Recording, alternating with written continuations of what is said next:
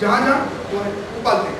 अभी इंडिया में ये औरत के खतने के बजाय वो पान काटते हैं, उनकी एक सेरेमनी होती है, वो पान काट के ये मना लेते हैं कि भाई औरत का खतना हो गया। ये अब इंडिया में हो रहा है, पान काटने की प्रोसीजर चालू है। आपको पता है आदमी का खतना क्यों किया जाता है?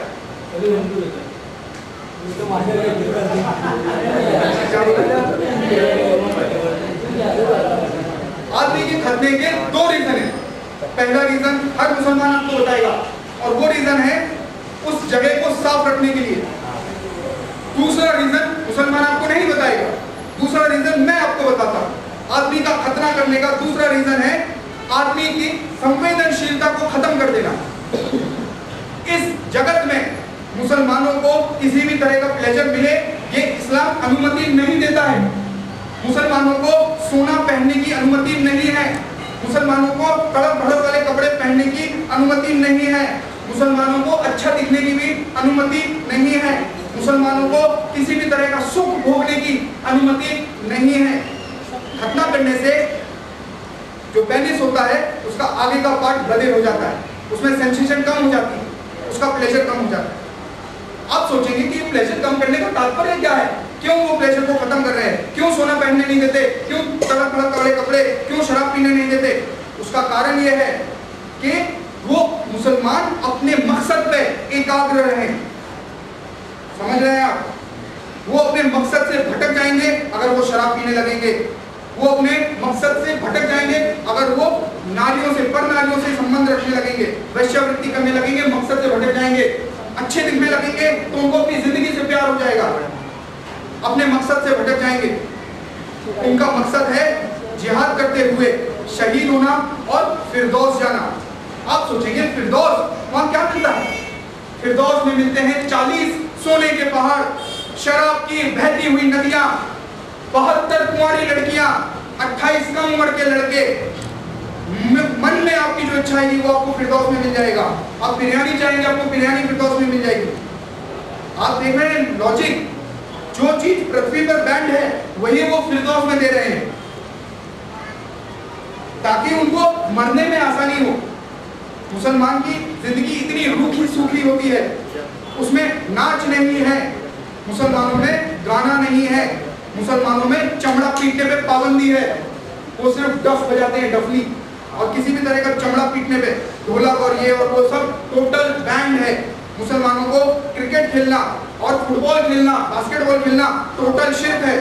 अफगानिस्तान में जैसा कट्टर इस्लाम आया, खत्म हो गया, वहां की टीम खत्म हो गई, वहां पे क्रिकेट बंद हो गया, हर चीज बंद हो गई।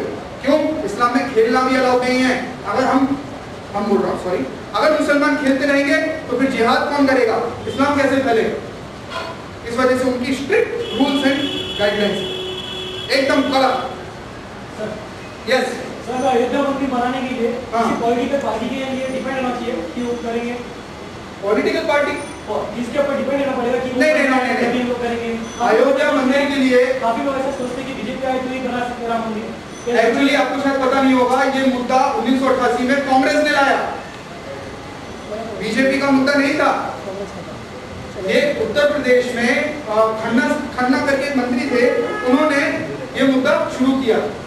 और अयोध्या में राम मंदिर ये बने या नहीं बने ये प्रश्न ही नहीं है, प्रश्न ये है कि कब बने, बस ये है कि कब बने।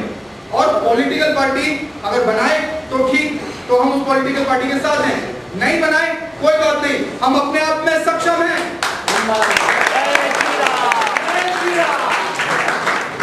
हम अपने आप में सक्षम हैं। जब अयोध्या में कार सेवक जमा हुए थे, वहां का एक पुलिस ऑफिसर कहने लगा कि भाई यहाँ तो इतने कार सेवक हैं कि मस्जिद की एक एक ईंट उठाएंगे तो मस्जिद खत्म हो जाएगी, इतने कार सेवक थे। वो कार सेवक कोई पॉलिटिकल पार्टी के नहीं थे, वो कट्टर हिंदू थे। हम अपने धर्म के प्रति जिस पल जागरूक हो जाएंगे उस पर हर तरह की समस्या से हम लड़ने में सक्षम हो जाएंगे। जैसा कि मैंने कहा था, हर कोई अपने कार्य क्षेत्र में सक्षम होना चाहिए। आज कोई वकील है तो उसको हिंदू का काम कम पैसे में करना चाहिए, हर कोई को अपने कार्य क्षेत्र में सक्षम होना चाहिए। हाँ जी, अब हाँ सर, मेरा नाम मोहित है। यस, मैं क्वेश्चन पूछना चाहता हूँ बोलिए। जैसा कि आपने क्या बोला कि उनका खातना बने, ठीक है, उनका खतना खतना उनका सेक्स खत्म हो जाता है। लेकिन जब अगर आप कंपेयर करो ना हिंदू के कंपेयर में मुस्लिम का, तो उनका जो पॉपुलेशन रहता है वो ज़्यादा रहता है हिंदू के कंपेयर में। ऐसा क्यों होता है? नहीं नहीं नहीं नहीं, खतने से आबादी का संबंध नहीं है। खतना और नसबंदी अलग अलग चीज है। हाँ, बट लेकिन वो क्या बोलते हैं कि हमको अल्लाह भैया देता है, हाँ। ऐसा होता है क्या? आज से 20 साल पहले या 30 साल पहले के हिंदुओं को आप देखिए, 20 या 30 साल पहले के हिंदुओं को देखिए, उनकी आबादी को कंपेयर करिए। आप भले 2 भाई हो, मोहित लिसन, आप भले 2 भाई हो या 3 भाई हो, आप अपने पिताजी को या उनके पिताजी को देखिए, वो कितने भाई बहन थे। मेरे दादा 7 भाई बहन हैं, मेरी मम्मी 9 भाई बहन हैं, तो हमारे में भी रहा। मगर जैसे जैसे हम सचेत हुए, जैसे जैसे हम जागरूक हुए, हमने समझा कि नहीं, अगर हमको अपने बच्चों को अच्छा भविष्य देना है तो हमें कम बच्चे करने हैं, तो हमने फिर कम बच्चे करना शुरू किए। हमने अपने आप को ढाला। 1829 में हमने सती को छोड़ दिया, सती होना हिंदुस्तान में बंद हो गई। आज हमने पर्दा छोड़ दिया। हाँ, हिंदू धर्म जो है वो समय के अनुकूल ढलता रहा, मुसलमान समय के प्रतिकूल चलता रहा, समय के विपरीत चलता रहा। इसी वजह से आज अफगानिस्तान वही 7वीं शताब्दी में जी रहा है। ना वहाँ सड़कें हैं, ना वहाँ पानी है, ना वहाँ बिजली है, ना वहाँ होटल है, ना हॉस्पिटल है, कुछ नहीं है। सिर्फ दीन के रखवाले हैं और 5 लैंग्वेज नमाजी हैं। अगर हम भी अपने आप को नहीं ढालते तो हमारी भी शायद वैसी ही स्थिति होगी। मगर आज इंडिया की इकोनॉमी बहुत ऊपर जा रही है। उसका कारण है कि हिंदुओं ने अपने आप को ढाला। समझ रहे आपके ये बच्चे पैदा करने का जो सवाल है, ये इस तरह से अभी भी हिंदू चाहे तो 20 बच्चे पैदा करे, और हम पाल भी सकते हैं। वो तो पाल नहीं पाते, वो 20 बच्चे करते हैं। एक बच्चा स्मगलिंग करता है, एक बच्चा चोरी करता है, एक आवारागर्दी करता है। हर बच्चा अलग अलग तरह के काम करता है। गैर कानूनी, कोई टैक्स भरता नहीं। अभी मैंने भाई को एक वीडियो सुनाया था, अभी मैंने कल ही वीडियो बनाया कि हम हिंदू देश का 80% होने के बावजूद 95% टैक्स भरते हैं, 95%। और वो हिंदुस्तान का 15% होने के बावजूद 3% भी टैक्स नहीं भर पाते। 3% भी टैक्स नहीं भर पाते।